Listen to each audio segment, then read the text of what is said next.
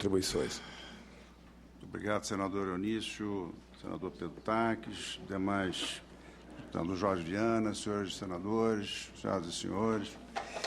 O Instituto dos Advogados Brasileiros se sente muito honrado pelo convite que o presidente Ofir me faz e de complementar, veja se posso fazer isso com qualidade, buscar trazer a debate algumas questões que nos preocupam. O Instituto dos Advogados Brasileiros está trabalhando intensamente nesse projeto. Temos uma comissão de direito penal lá que funciona muito bem e que já trabalhou num projeto alternativo de Código de Processo Penal, várias emendas ao processo civil, de modo que esse projeto nos traz muita preocupação. É uma comissão bastante grande, com advogados de São Paulo, Rio de Janeiro, muito empenhados nessa matéria. Um dos quais, René Dotti, que integrou a comissão, e Técio Liz e Silva, que também integrou a comissão de juristas nomeada pelo Senado.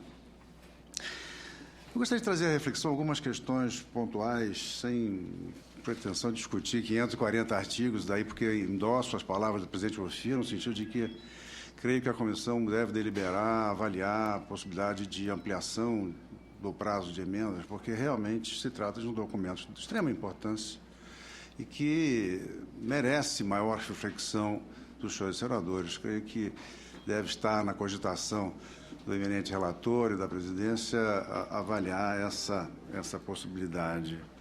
Nós que já vivemos com o Código de 80 anos, não vamos perder muito mais tempo se alongarmos um pouquinho o prazo para emendas. A primeira reflexão que quero fazer diz respeito ao parágrafo único do artigo 1º do Código, que diz que não apenas sem culpabilidade. Essa é uma posição minoritária de certa parcela da doutrina que entende que a culpabilidade, o fato de alguém estar sujeito a uma pena, é circunstância fora da atividade delituosa que realizou, como se a reprovação do delito, que se dá o nome de culpabilidade, né, recaísse sobre a pessoa e não sobre a conduta que a pessoa realizou. Qual é a consequência disso? A consequência disso é que bastaria se vingar a proposta da corrupção, bastaria alguém realizar uma conduta humana que corresponda a uma descrição meramente objetiva de determinada conduta incriminada, sem se faça, na avaliação do delito,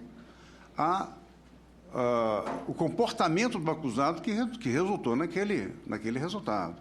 De modo que a maioria da doutrina trata o fato punível como uma ação ou omissão típica, antijurídica e culpável, integrando a culpabilidade um dos elementos do delito. Essa é uma consideração que eu gostaria de fazer inicialmente, para que pudéssemos buscar restabelecer a melhor doutrina, salvo o melhor juízo. Dois pontos que preocupam excessivamente a nós outros são a extinção do livramento condicional, mantendo-se o apenado até o fim da sua pena em regimes penais, o que vai em confronto claramente ao projeto de ressocialização de que fala o próprio relator na exposição de motivos. O relator ainda acredita e escreve que a pena criminal ressocializa, que a vida penitenciária é capaz de restabelecer um comportamento socialmente adequado ao condenado, quando não existe qualquer política pública de ressocialização e muito menos de reintegração do egresso do sistema. Isso poderá falar melhor a doutora Thaís, que se encontra ao meu lado. Não há nenhum incentivo, muito ao contrário, a que aquele que cumpriu sua pena integre novamente a vida social ou se insira na vida social. Que empresa tem e que estímulo, doutor Nelson Galanda, minhas homenagens a Vossa Excelência, que empresa tem algum estímulo para absorver mão de obra egressa do sistema penitenciário? Nenhuma. De modo que dizer que a pena ressocializa e que o ex-condenado tem chances é uma balela. Isso é uma crença absolutamente posta por terra e já não é de hoje. Assim também extinguem a suspensão condicional da pena, que é um instituto que busca afastar do cárcere aqueles que praticam delitos menores, assim considerados pelo legislador. Uma primeira infração que corresponde a uma chance, uma nova chance para o autor de um delito. Todos os países aceitam a suspensão condicional da pena. O Brasil evoluiu muito bem para a suspensão condicional do processo, de modo que creio que é andar para trás no sentido de esperanças do condenado, enfim, busca de trazer o condenado à vida social, à reintegração social. A extinção dos dois institutos me parece, salvo melhor juízo, um passo atrás, um passo importante atrás. Outra questão significativa, a meu juízo, é a incriminação da pessoa jurídica, especialmente prevista aqui para certos delitos, quando isso representa claramente a falência da atividade administrativa do Estado. Então, o Estado é incapaz de administrativamente resolver as atividades de pessoas jurídicas e de investigação penal. Então, vai num caminho de uma responsabilidade penal objetiva, não pessoal, independente da eventual responsabilidade pessoal dos seus dirigentes, para estabelecer penas de direito administrativo. Pena de multa, pena de inabilitação, pena de proibição de participar de concorrências e outras que tais. Inclusive, o Supremo Tribunal Federal não tem admitido a incriminação da pessoa jurídica sem a incriminação da pessoa física que está por trás do ato da companhia. Coisa que o projeto está querendo driblar, está querendo afastar a necessidade de um dirigente estar presente. No artigo 47,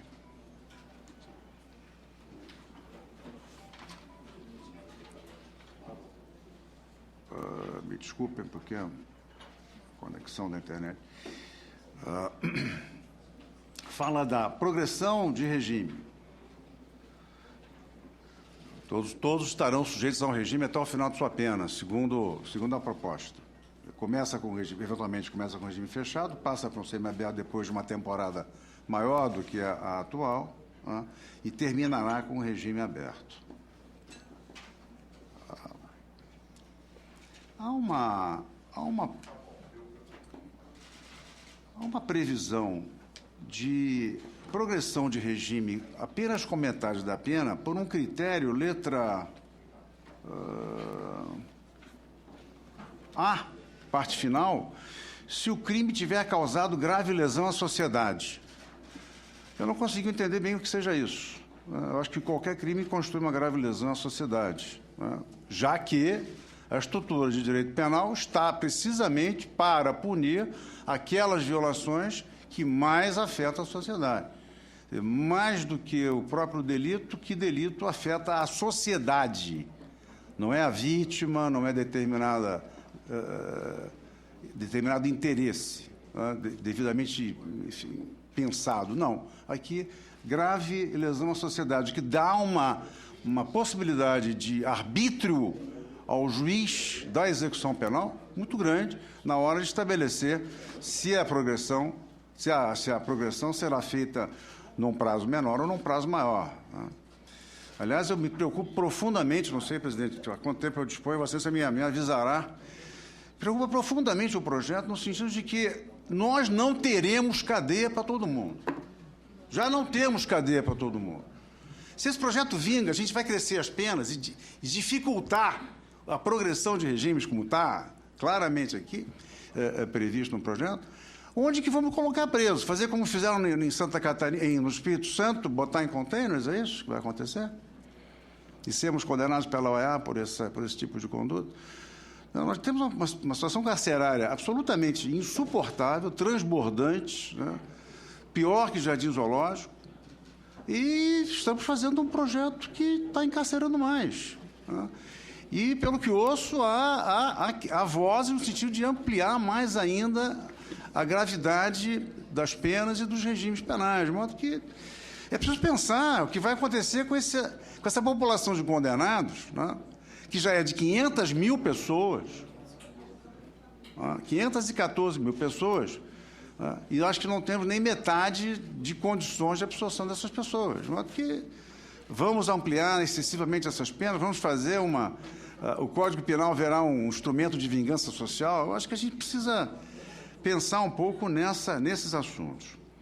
Outro tema curioso, embora não tenha muita relevância, é a ideia de um juiz criminal fixar uma pena de alimentos para a família da vítima de homicídio. Todas as vezes que se pensou no juiz criminal tratar de matéria civil, se obrou equivocadamente.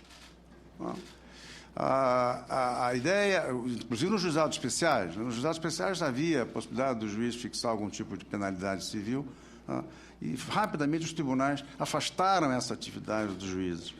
E creio que aqui também não faz nenhum sentido haver a interferência do juiz criminal para estabelecer alimentos para familiares do homicídio. Por que só os familiares do morto? Por que não algum tipo de pensão para aquele que tem uma lesão grave num crime violento? Então, o critério da comissão não ficou muito claro e acho que seria extremamente inadequada a ideia de se fazer o juiz criminal tratar de matéria civil. Não creio que seja uma boa ideia. Há uma ampliação para 40 anos de cárcere, o argumento de que as pessoas vivem mais. O tempo total das penas não excederá 40 anos, hoje são 30 anos.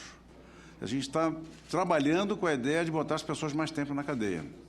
Essa é a proposta, né? Que cumpram suas penas tanto quanto possível, integralmente. Será que essa é a melhor conduta? Será que essa é a melhor resposta para o crime que nós devemos dar? Não sei se morte não será mais barato do que uma pena de 40 anos, que é uma pena de prisão perpétua. Pena de prisão perpétua. Aquele que tem 20 anos de idade ou 18 anos de idade vai sair da cadeia com 60 anos de idade. Cumprir integralmente a sua pena. Mas que é isso que a gente quer mesmo? Transformá-lo num preso definitivo. E os temas polêmicos, né, do aborto, que eu acho extremamente bem-vinda a ideia. Acho que vai haver uma dificuldade enorme com a certa bancada das casas legislativas, mas acho que é extremamente bem-vinda a ideia. Não há mulher no Brasil que diga assim: eu não vou abortar porque o direito penal vai me botar na cadeia. O direito penal não exerce absolutamente nenhuma interferência na decisão da mulher de fazer aborto. Nenhuma. E o sistema todo não pune a mulher que fez o aborto. Quantas mulheres abortam e quantas mulheres estão na cadeia cumprindo pena por aborto? Então, há nisso uma mitificação, né, de que a descriminalização significa legalização. Descriminalizar não é legalizar. Descriminalizar significa não tratar mais um ato ilícito com as armas do direito penal.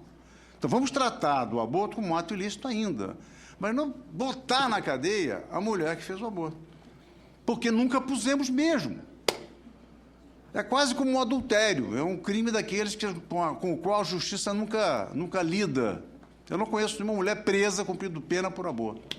Se os senhores conhecerem, quantos são os números não oficiais de abortamentos no Brasil? Qualquer associação de mulheres poderá esclarecer esses números com muita tranquilidade e realidade a Vossa Excelência. É só uma matéria de decisão política para manutenção no Código de uma incriminação absolutamente irreal com o mundo contemporâneo. Eu acho que a gente tem que tratar dessa mulher de uma outra maneira, não com o direito penal. O direito penal não tem nada para fazer com a mulher que abortou, com a devida vênia. Presidente, eu acho que eu devo encerrar, porque, enfim, já teria outros temas graves. Eu acho que a pena do latrocínio de 20 a 30 anos é uma pena absurda. Né? Assim como acho muito bom que no furto simples se proceda apenas mediante representação, ou seja, manifesta interesse da vítima. Acho que uma muito boa ideia da comissão propor a representação para crimes de pequena monta em matéria de furto. Nossas cadeias vivem de ladrões, estupradores e traficantes. Essa é a população carcerária brasileira, em linhas gerais. Então, tratar o pequeno furto, né, o furto sem violência, com soluções penais de recompensa, pode ser um caminho, né, para uma chance para o ladrão. São essas, senhor presidente, em linhas gerais, as propostas que me ocorrem dentro do prazo, sem causar muito incômodo e muito enfado aos senhores senadores e às demais pessoas que assistem. Muito agradecido pela oportunidade. Eu agradeço.